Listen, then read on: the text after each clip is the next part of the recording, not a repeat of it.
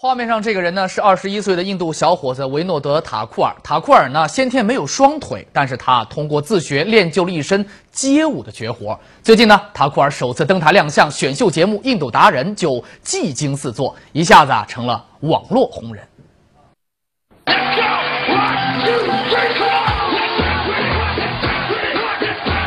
21岁的塔库尔出生在印度德里东部的一个贫民区。由于先天不足，他生下来就没有双腿。但从幼年时，塔库尔就显示出了不服输的个性。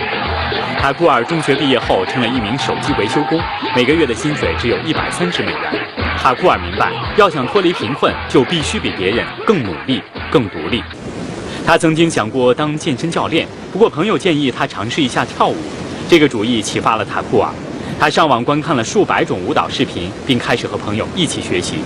塔库尔说，每当他在网上看到外国人跳舞的视频时，他就会问自己：我为什么就不可以呢？塔库尔把哥哥家的一个小房间改成了自己的舞蹈室。这个小房间既没有灯，也没有电扇，但即使在气温高达40摄氏度的夏天，塔库尔也没有中断练习。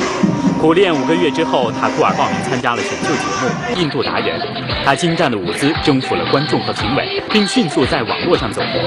有人提出要帮塔库尔安装假肢，但是塔库尔认为假肢既不舒服，也不容易保持平衡，他宁可继续保持现在的状态。塔库尔说，很多人看了他的舞蹈后，都对他刮目相看，并希望让他来教自己的孩子跳舞。不过，塔库尔没有被短暂的喜悦冲昏头脑。目前，他正在加紧排练，希望获得印度达人的冠军。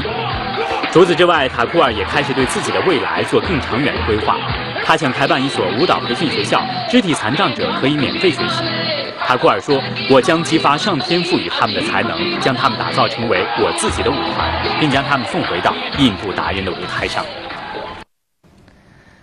有志者事竟成，让我们共同祝福塔库尔梦想成真。